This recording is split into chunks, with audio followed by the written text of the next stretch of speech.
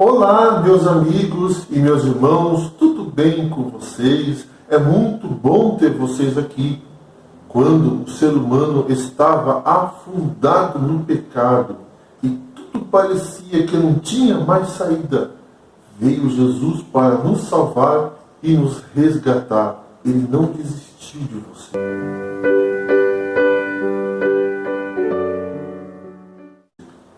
Mas, antes de continuar, vamos orar? Bendito és tu, Senhor nosso Deus, Rei do Universo. Hoje vamos abrir sua palavra para estudar. Derrame seu Espírito Santo. Guie-nos em seus caminhos. É o que pedimos. Em nome de Jesus. Amém.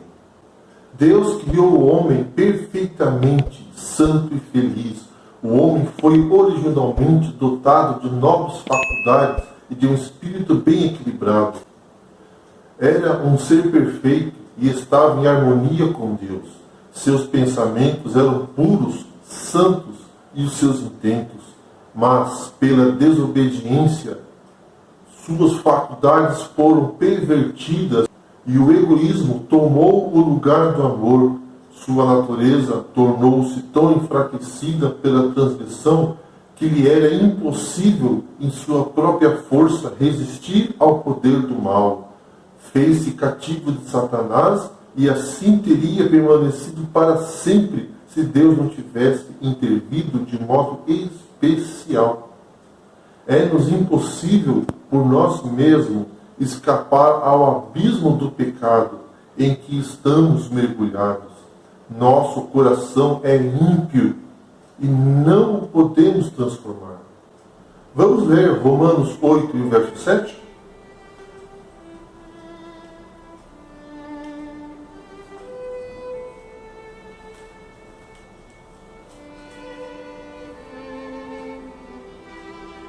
Por isso, o pendor da carne é inimizade contra Deus, pois não está sujeito à lei de Deus, nem mesmo o pode estar. O inimigo do bem cegou o espírito dos homens, de maneira que foram levados a olhar a Deus com temor, considerando-o severo, inexorável. Satanás levou o homem a imaginar Deus como seu cujo principal atributo fosse a justiça severa, um juiz rigoroso e credor exigente e cruel. Foi para dissipar essa negra sombra, revelando ao mundo o infinito amor de Deus, que Jesus baixou para viver entre os homens. Vamos ler João 1 e o verso 18?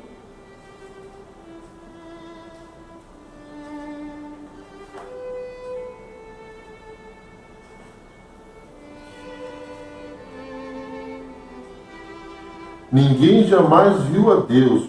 O Deus unigênito que está no seio do Pai é quem o revelou. Essa foi a sua obra. Jesus andava fazendo bem, curando os oprimidos e os cativos por Satanás. Havia aldeias inteiras onde não existia mais nenhuma casa em que se houvesse lamento de enfermo, porque Jesus por ela passara e lhes curava os doentes. Sua obra dava testemunho de sua unção divina. Amor e misericórdia e compaixão se patenteavam em cada ato de sua vida. Seu coração anelava com terna simpatia pelos filhos dos homens. Revestiu-se da natureza humana para poder atingir as necessidades do homem. Os mais pobres e humildes não receavam aproximar-se dele, mas criancinhas para ele se sentiam atraídas, gostavam de subir-lhe os joelhos e contemplar-lhe o rosto pensativo, que refletia bondade e amor. Em seu convívio com o povo, exercia o maior tato, dispensando-lhe atenta e bondosa consideração. Não era nunca rude, jamais pronunciava desnecessariamente uma palavra severa, nunca motivava dores desnecessárias, a uma alma sensível, não censurava as fraquezas humanas, dizia a verdade, mas sempre com amor, denunciava a hipocrisia, a incredulidade e a injustiça. Tentaram escarnecer dele, dizendo que era ilegítimo, mas a multidão se aglomerava para ouvi-lo, tocá-lo, ser transformado. Espalharam que ele estava ficando louco. A própria família disse isso e tentou afastá-lo das multidões e levá-lo de volta para casa. Marcos 3:21. Ele, porém, se manteve firme em sua missão. Os fariseus tentaram intimidá-lo, mas ele não temeu, não hesitou.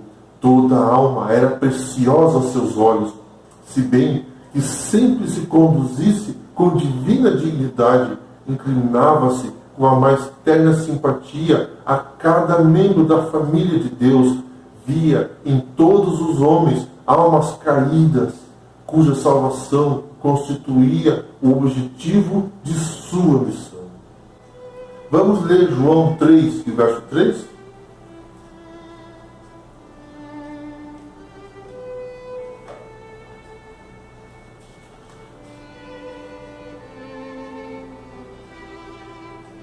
A isso respondeu-lhe Jesus: em verdade eu te digo que se alguém não nascer de novo, não pode ver o reino de Deus. Disse o Salvador: aquele que não nascer de novo, não recebeu um novo coração, novos desejos, propósitos e motivos que conduzem a uma nova vida, não pode ver o reino de Deus. A única senda que conduz a Deus é Cristo. Vamos ler João 14, verso 6?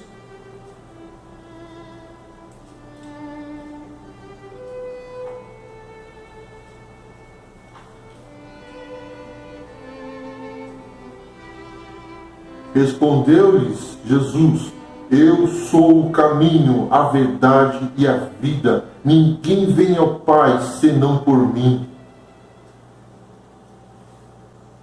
Foi para nos remir que Jesus viveu, sofreu e morreu. Tornou-se um varão de dores para que pudéssemos tornar-nos participantes das alegrias eternas. Deus permitiu que o seu Filho amado, cheio de graça e verdade, viesse de um mundo de indescritível glória para outro, mareado e corrupto pelo pecado e obscurecido pela sombra da morte e da maldição. Consentiu em que ele deixasse seu amoroso seio e adoração dos anjos para sofrer a ignomínia, a injúria, a humilhação, o ódio e a morte. Vamos ler Isaías 53, verso 5?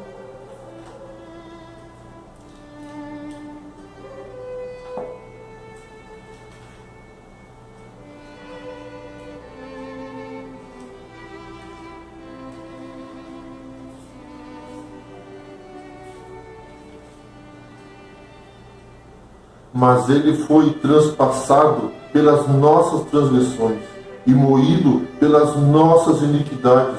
O castigo que nos traz a paz estava sobre ele, e pelas suas pisaduras fomos sarados. Ei-lo no deserto, no Getsêmani, sob a cruz, o imaculado Filho de Deus tomou sobre si o fardo do pecado. Ele que era um com Deus, sentiu na alma a terrível separação que o pecado causa entre Deus e o homem. Foi o que lhe arrancou dos lábios o brado de angústia. Vamos ler Mateus capítulo 27, verso 46?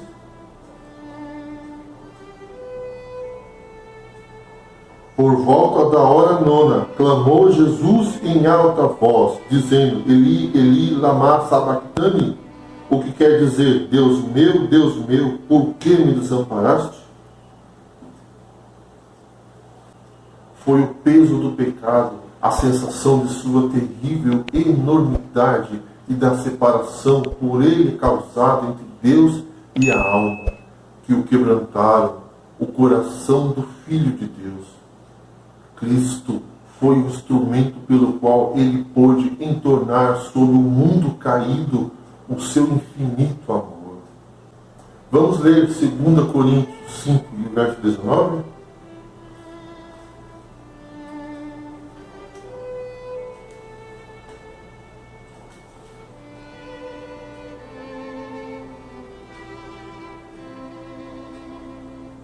A saber que Deus estava em Cristo reconciliando consigo o mundo, não imputando aos homens as suas transgressões, e nos confiou a palavra da reconciliação.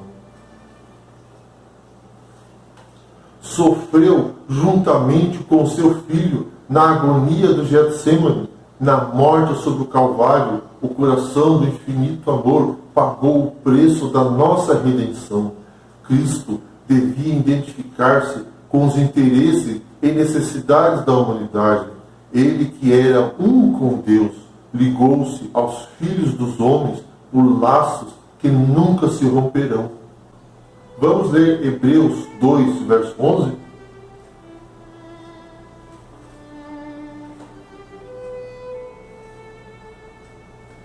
Pois tanto o que santifica como os que são santificados, todos vêm de um só. Por isso é que ele não se envergonha de lhe chamar irmãos.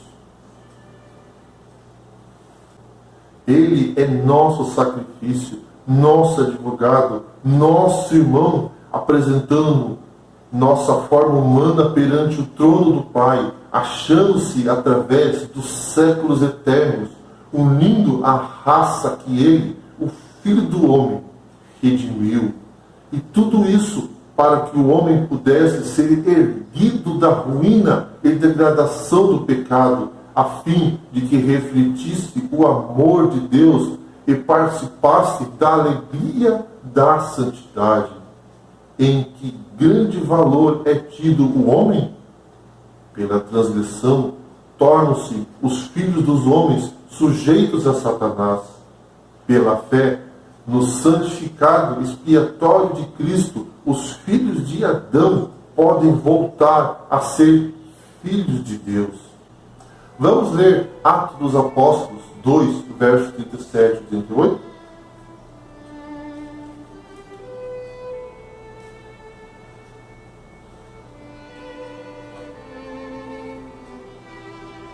Ouvindo eles essas coisas, compungiu-lhes o coração e perguntaram a Pedro e aos demais apóstolos: que faremos, irmãos?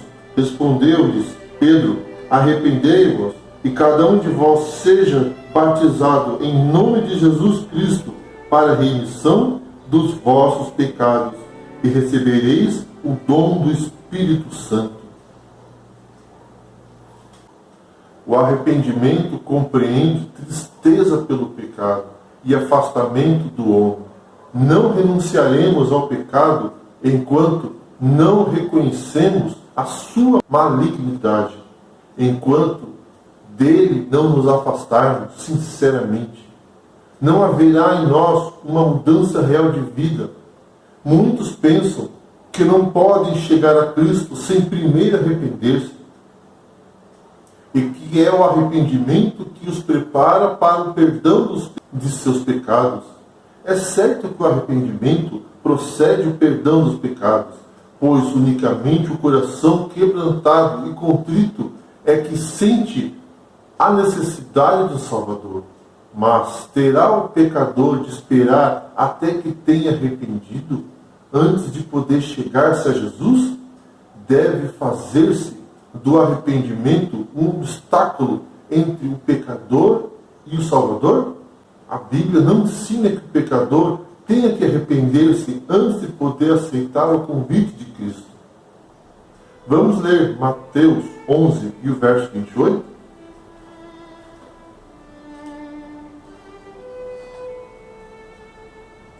Vinde a mim, todos os que estáis cansados e sobrecarregados, e eu vos aliviarei.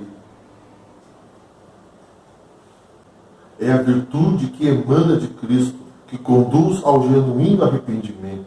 Assim como não podemos alcançar perdão sem Cristo, também não podemos arrepender-nos sem que o Espírito de Cristo nos desperte a consciência. Ao contemplarmos o Cordeiro de Deus sobre a cruz do Calvário, começa a desdobrar-se ao nosso espírito o mistério da redenção, e a bondade de Deus nos leva ao arrependimento. Morrendo pelos pecadores, Cristo manifestou um amor que é incompreensível, e esse amor, ao ser contemplado pelo pecador, abranda-lhe o coração, impressiona-lhe o espírito e inspira-lhe a alma contrita. E quando Cristo os atrai, levamos a olhar a sua cruz, para contemplar aquele que os seus pecados ali cravaram, o mandamento desperta na consciência. É-lhe revelado a pecaminosidade de sua vida, o pecado que se acha arraigado em sua alma. Começam a compreender alguma coisa da justiça de Cristo e exclamam: que é o pecado que devesse exigir tão grande sacrifício pela redenção de sua vítima?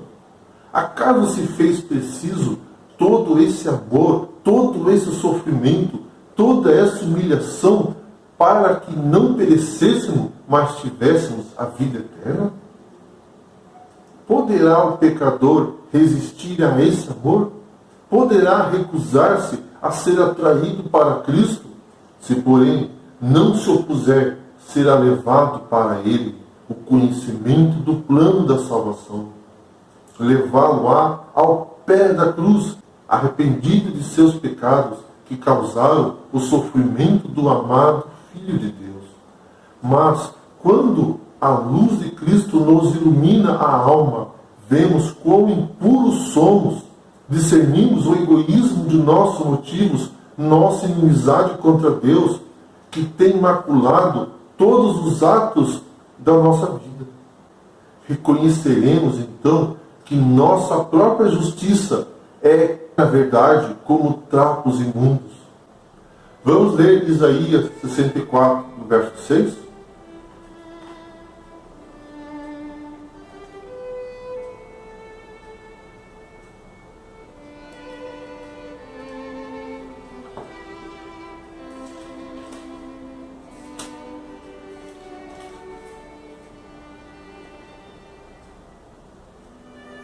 Mas todos nós somos como o imundo, e todas as nossas justiças como trapo de imundícia. Todos nós murchamos como a folha, e as nossas iniquidades como um vento nos arrebatam. É unicamente o sangue de Cristo nos pode lavar da mancha do pecado e renovar-nos o coração de sua semelhança. O pobre publicano que orava: ó Deus, tem misericórdia de mim, pecador. Lucas 18, o verso 13. Considerava-se homem muito ímpio, e outros assim o consideravam também, mas sentia a sua necessidade, e arcano ao peso da culpa e da vergonha, veio perante Deus pedindo-lhe misericórdia. Seu coração estava aberto para que o Espírito de Deus ali fizesse sua obra de graça e o libertasse do poder do pecado. A oração jactanciosa e plena de justiça própria do fariseu revelou que tinha o coração fechado à influência do Santo Espírito. Pela distância em que se achava de Deus, não percebia sua própria corrupção. Em contraste com a perfeição da santidade divina, não sentia necessidade de coisa alguma e coisa alguma recebeu. Temos que ir a Cristo exatamente como nós nos achamos. Quando virdes vossa pecaminosidade, não espereis até que vos tenhais melhorado. Quantos há que julgam não ser suficientemente bom para ir a Cristo? Tendes esperança de tornar-vos melhor mediante vossos próprios esforços? Vamos ler Jeremias 13 e o verso 23?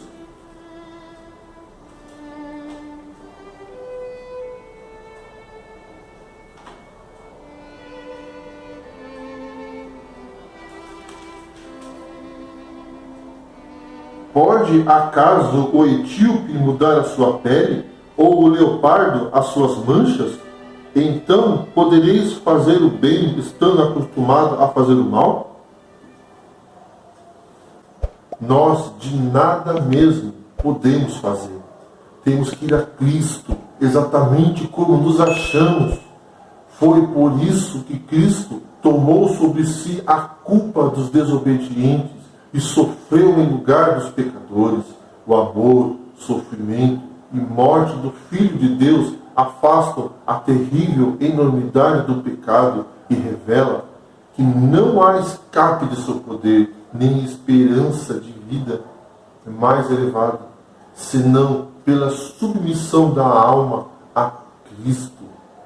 Cristo está pronto para libertar-nos do pecado, mas não a força à vontade. Se pela persistente transgressão a própria vontade estiver inteiramente inclinada ao mal, e não desejamos ser libertados, não queremos saber de aceitar a sua graça, que mais poderá Ele fazer por nós? Nós mesmos nos destruímos por nossa deliberada rejeição de seu amor. Vamos ler 2 Coríntios 6, verso 2.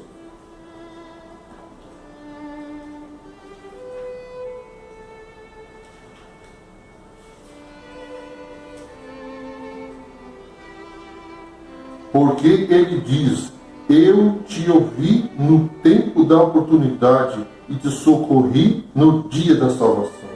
Eis agora o tempo sobremodo oportuno, eis agora o dia da salvação.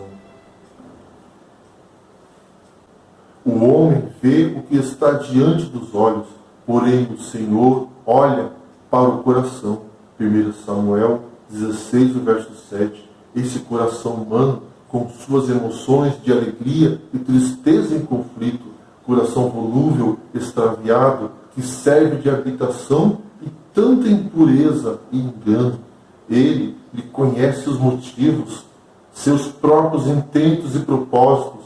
Ide a ele, com vossa alma toda manchada, como se acha.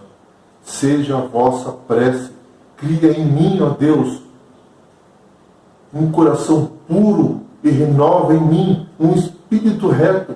Salmo 51, verso 10. Estudai com oração a palavra divina. Ela vos apresenta na lei de Deus e na vida de Cristo os grandes princípios da santidade, sem a qual ninguém verá o Senhor. Hebreus 12, verso 14. Convence do pecado, revela claramente o caminho da salvação. Dai-lhe ouvidos como a voz de Deus falando a vossa alma. Todos nós somos grandes pecadores, mas Cristo morreu para que fôssemos perdoados. Os méritos de seu sacrifício são suficientes para serem apresentados ao Pai em nosso favor. É quando mais plenamente compreendemos o amor de Deus, é que melhor reconhecemos a malignidade do pecado. Não quer você hoje aceitar a Jesus como seu Salvador pessoal? Vamos orar. Bendito és tu, Senhor nosso Deus, Rei do Universo. Queremos entregar nosso coração a ti, Senhor. Perdoe nossos pecados. Envie seu Espírito Santo. É o que pedimos. Em nome de Jesus. Amém. Que Deus abençoe a cada um de vocês.